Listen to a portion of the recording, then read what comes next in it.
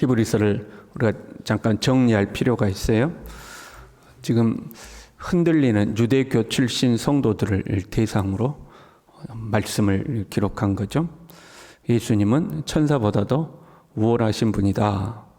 예수님은 하나님의 영광의 광채시요 본체의 형상이시요 창조주시고 통치자가 되신다. 예수님이 육체를 입고 있다고 해서 천사보다 못한 것이 아니라 우리를 구원하기 위해서 육체를 입고 이 땅에 오신 것이지 천사보다도 못한 존재가 아니다. 오히려 예수님은 육체를 입고 우리의 연약함을 경험하셨기 때문에 우리의 연약함을 다 이해하시고 동정해 주시는 분이시다. 그리고 예수님은 모세보다도 우월하신 분이다. 모세는 하나님의 집에 종으로서 충성했지만 예수님은 하나님의 아들로서 하나님의 집을 맡은 아들로서 충성하셨다. 모세는 이 땅에서의 안식을 약속했지만 예수님은 영원한 안식을 약속하신 분이시다. 율법은 대제사장을 세워서 땅의 장막의 지성소로 들어갔다. 그러나 예수님은 대제사장이 되셔서 하늘 장막의 지성소로 들어가신 분이시다. 아니 예수님이 레위지파 후손도 아닌데 어떻게 대제사장이냐? 멜기세덱의 반차를 따른 대제사장이다. 땅에 속한 장막이 아니라 하늘의 장막의 대제사장이 멜기세덱인데 그 반차를 따라서 대제사장이 되셨다. 땅의 것은 하늘의 모형이요 그림자일 뿐이다. 그래서 땅에서 드리는 속죄 제사를 통해서는 온전한 속죄를 이루질 못한다. 제물도 온전하지 못하고 그 제사를 집례하는 제사장도 온전하지 못하고 그래서 매년 반복한다. 그러니까 죄를 완벽하게 처리하는 것보다는 오히려 죄를 생각나도록 하는 역할이 있다. 그러나 예수님은 손으로 짓지 아니한 이 창조에 속하지 아니한 더 크고 온전한 장막의 대제사장이시다. 또한 자기 자신을 흠없는 제물로 드리셔서 단번에 속죄를 이루셨다. 이 예수님만이 하늘에 속한 유일한 대제사장이며 우리의 죄를 온전히 깨끗하게 할 수 있는 유일한 제물이 되신다 하고 지금 쭉 설명해 왔어요. 그리고 본문 19절에요. 그러므로 방금 정리한 그 내용을 너에게 말했으니 그러므로 그런 거죠. 그러므로 그리고 추가로 두 가지를 요약해서 이야기해요. 예수의 피를 힘입어 성소에 들어갈 담력을 얻었다. 예수님의 피로 성소로 들어가는 거예요. 그리고 하나님의 집에 다스리는 큰 제사장이 계신다. 두 가지. 예수님이 속죄제물이시고 예수님이 대제사장이시다. 앞에 정리한 내용이죠. 그러니까 어떻게 하자 하는 내용이 이제 네 가지로 나옵니다. 그러므로 예수님의 피로 우리가 성소에 들어가고 예수님이 우리의 대제사장이 되시니 우리는 어떻게 하자? 첫 번째 22절을요. 참 마음과 온전한 믿음으로 하나님께 나아가자. 두 번째 23절 우리가 믿는 도리의 소망을 움직이지 말며 굳게 잡자. 세 번째 24절 서로 돌아보아 사랑과 선행을 격려하고. 네 번째 25절 모이기를 피하는 어떤 사람들의 습관과 같이 하지 말고 서로 격려하여 힘써 모이자. 네 가지를 이야기하는 앞에 내용을 정리하고 그러므로 우리 이렇게 하자 하는 거죠. 이제 2번부터 볼까요? 믿는 도리의 소망을 움직이지 말며, 이제 움직이다는 것은 흔들리지 말자 하는 거예요. 흔들리지 말자. 지금 유대교 출신 성도들이 흔들리고 있잖아요. 흔들리지 말자 하는 거죠. 믿는 도리의 소망이란, 이 소망이란 예수님의 대속을 믿음으로 영원한 안식에 들어가는 소망을 말하는 거죠. 짐승의 피로 되는 게 아니라 예수 그리스도의 흠없는 보혈로 우리가 영원한 안식에 들어간다. 그 소망에 있어서 흔들리지 말고 오히려 굳게 잡아야 된다. 굳게 잡자. 여러분 우리가 흔들림 없이 이 하늘 소망을 굳게 잡아야 할 줄로 믿습니다. 땅의 것은 모형이고 그림자예요. 좋은 일이든 힘든 일이든 그냥 다 지나가는 거예요. 그렇잖아요. 우리가 땅의 것 붙잡고 있으면 아무 의미가 없어요. 그냥 죽음이 오면 내가 아무리 붙잡은 그거 그냥 허망하게 다 사라지는 거 아니에요? 죽음이 오기 전에도 우리가 그렇게 붙들었던 거 어느 날 슬그머니 사라져 버릴 때 있죠. 건강도 사라져 버리고 재물도 사라져 버리고 그렇게 내가 자식 의지했는데 제가 요즘 가만 보니까 딸 낳기를 잘했더라고요. 아들 놈들 다 소용없어. 아들 너무 의지하지 말아요. 그렇게 아들 의지해봐야 가시나 땅 하나 나타나가지고 가시나한테 마음 뺏기면 그냥 그걸로 끝이요. 그렇게 의지했던 아들도 다 소용없고 오직 여러분 하늘나라 소망을 굳건히 잡아야 할 줄로 믿습니다. 예수님을 믿음으로 우리는 하나님 나라 간다는 거. 땅의 것은 지금 우리가 잠시 핍박받고 있지만 다 지나가 버리고 우리는 하늘의 영원한 안식에 들어갈 소망이 우리에게 있다 하는 거죠. 그 소망을 잃어버리지 말고 굳건히 붙잡아야 한다 하는 거죠. 세 번째, 서로 돌아보아 사랑과 선행을 격려하며, 그렇죠? 지금 서로 힘든 상황이에요.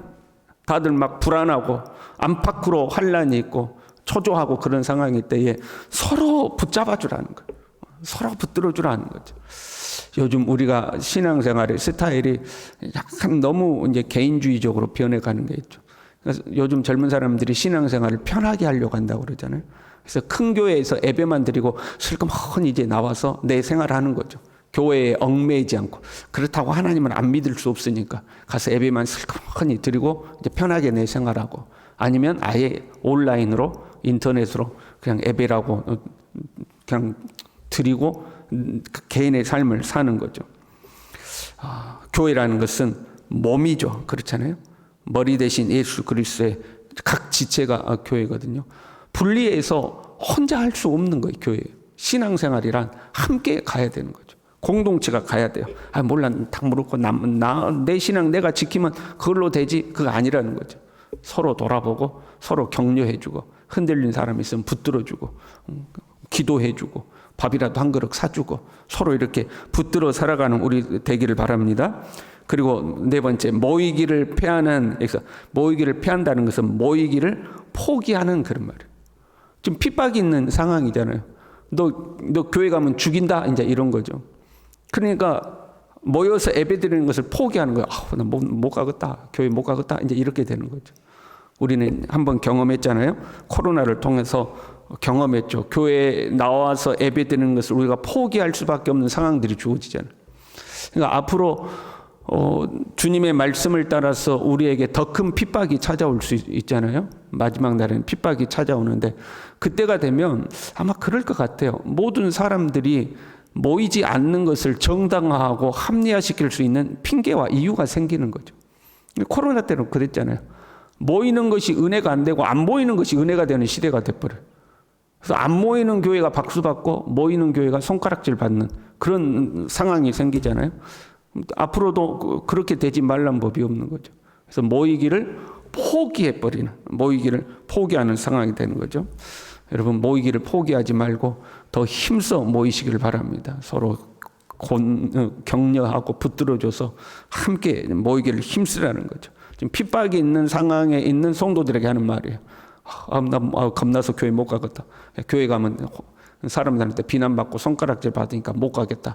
포기하는데 그러지 말고 오히려 모이기를 힘쓰라 하는 거죠. 그리고 이제 첫 번째로 다시요. 참 마음과 온전한 믿음으로 하나님께 나아가자. 이게 이제 첫 번째였어요. 그러므로 참 마음과 온전한 믿음으로 하나님께 나아가자. 쉽게 하면 허투루 신앙생활 하지 말고 진심으로 하자. 이렇게 간단하게 요약할 수도 있어요. 참 마음과 온전한 믿음이니까 진심으로 하나님 앞에 신앙생활 하자. 대충 하지 말고 허투루 신앙생활 하지 말고 너의 온 마음을 다해서 신앙생활 하자. 이제 이런 의미로 정리할 수 있어요. 그러나 한편으로요. 22절이 선행되어 있죠. 우리가 마음의 뿌림을 받아 악한 양심으로부터 벗어나고, 우리가 마음의 뿌림을 받아 악한 양심으로부터 벗어났으니까, 그러니까 참 마음과 우리의 마음이 지금 악한 양심에서 벗어났잖아요. 그래, 그 참 마음과 온전한 믿음으로 하나님께 나아가자. 이제 이런 거죠. 동물의 피로 정결하게 하는 것은 겉사람을 정결하게 하지만 양심까지는 정결하게 못했으나 예수님의 피는 우리의 양심까지 정결하게 한다 그랬잖아요. 그래서 우리가 예수님의 피로 말미암아 우리의 마음, 우리의 양심까지도 깨끗함을 받았으니 그 마음으로 하나님 앞에 나아가자 하는 거죠. 첫 번째 언약은요, 모세가 시내산에서 받았던 첫 번째 언약은 그 언약의 본 내용은 그렇잖아요. 나는 너희 하나님이 되고 너희는 내 백성이 되리라 하고 이제 언약을 체결한 거잖아요. 그런데 하나님의 백성들은 죄의 문제를 해결해야 하나님의 백성이 되는 거죠. 죄로 말미암아 하나님께 단절되었기 때문에 다시 하나님의 백성으로 오려면 이 죄의 문제를 해결해야 되는데 그 속죄와 정결의 방법으로서 율법을 주신 거죠. 율법을 통해서 속죄 제사를 드리고 하나님 앞에 죄를 속하는 방법과 부정한 자를 정결하게 하는 방법과 그 하나님의 백성이 정결하게 살아가야 하는 방법들을 율법으로서 하나님이 주신 거죠. 그리고 그 율법은 돌판에 새겨서 하나님이 주신 거죠. 그게 이제 첫 번째 언약이었어요. 그러나 그 첫 번째 언약 율법은 온전하지가 않고 한시적이고 일시적인 것이었죠. 온전한 언약이신 예수 그리스도가 이 땅에 오셨어요. 그게 이제 두 번째 언약이죠. 똑같아요. 두 번째 언약도 하나님은 나의 하나님이 되고 나는 하나님의 백성이 되는 거죠. 하나님을 나의 왕으로 모시고 예수 그리스도를 나의 주인으로 모셔서 나는 하나님의 백성이 되고 하나님은 나의 하나님이 되는 거죠. 마찬가지로 여기도 속죄의 방법이 있을 거 아니에요. 속죄의 방법은 예수 그리스도죠. 예수 그리스도가 온전한 제물이시고 예수 그리스도가 온전한 대제사장이시니까 이제는 예수 그리스도를 통해서 우리가 속죄함을 받고 하나님의 백성이 되고 하나님의 자녀가 되는 거죠. 그리고 그 하나님의 법을 첫째 언약은 돌판에 새겼지만 둘째는 우리의 마음판에 새기겠다 하신 거죠. 우리의 마음판에. 하나님의 언약을 우리의 마음판에 새긴다는 것은 우리가 말씀을 암송하여 기억한다 그런 의미가 아니에요. 말씀을 암송하는 것은 참으로 좋은 거예요. 그래서 말씀 암송 우리에게 큰 도움이 돼요. 그러나 하나님이 말씀 언약을 마음판에 새기겠다는 것은 말씀을 암송해서 새긴다 그런 의미가 아니죠. 말씀을 암송하는 것은 구약시대 성도들이 우리보다 훨씬 잘했어요. 이마에 붙이고 미간에 붙이고 부지런히 말씀을 외워가지고 모세 오경 정도는 그냥 기본적으로 외워버리는 그런 사람들이었거든요. 그럼 말씀을 마음판에 새긴다는 것은 무슨 말이냐면 에스겔서에 의하면 너희들에게서 돌 같은 마음을 제거하고 부드러운 마음을 준다고 약속하시면서 새 영을 너희에게 주고 새 마음을 주시겠다 그렇게 돼요. 말씀을 하나님의 언약을 우리의 마음판에 새기는 것은 성령이 우리 안에 오셔서 성령께서 이제는 하나님의 법을 우리 안에서 가르치시는 것을 말하는 거예요. 그것이 지금 피를 뿌려서 악한 양심으로부터 벗어났다 표현하는 거예요. 성령이 우리 안에 오셔서 우리를 가르치는 중요한 방법 중에 하나가 선한 양심인 거예요. 그래서 선한 양심을 가지라. 선한 양심을 가지라. 이렇게 말씀하시는 거예요. 그래서 지금은 우리가 예수 그리스도를 구주로 영접하여 하나님의 자녀가 되었으면 성령이 우리와 함께 하시는 줄로 믿습니다. 성령이 우리를 가르치고 지도하시는 줄로 믿습니다. 그 성령께서 우리 안에서 선한 양심을 통하여 우리를 가르치고 지도하는 거죠. 그래서 우리가 하나님의 법에서 어긋나려고 할 때 우리 안에서 성령께서 우리의 양심을 찌르시고 그래서 마음에 걸리잖아요. 여러분 남의 거 훔치려고 하면 마음에 걸려요? 안 걸려요? 마음에 걸리잖아요. 내가 하나님의 법에 벗어나려고 하면 내가 마음에 걸리는 그 성령께서 우리의 마음 가운데 함께 하셔서 새 영을 우리에게 불어넣으셔서 그 영으로 말미암아 이제는 우리가 하나님의 백성으로서 하나님의 법을 준행하며 살아가게 하신 거죠. 저와 여러분이 이 성령이 충만하기를 바랍니다. 하나님의 영에 붙들려 살기를 바랍니다. 성령의 인도대로 살아가는 참 하나님의 백성으로서 하나님께 계속해서 온전한 참 마음과 온전한 믿음으로 하나님께 날마다 가까이 나아가는 저와 여러분들 될 수 있기를 바랍니다. 기도하겠습니다. 하나님 아버지, 예수 그리스도의 흠없는 피로 우리를 씻어주시고 우리로 하여금 구원받아 하나님의 백성이 되게 하시고 이제는 우리의 마음 가운데 성령이 오셔서 참 마음과 온전한 믿음으로 하나님께 나아가게 하신 것을 진심으로 감사를 드립니다.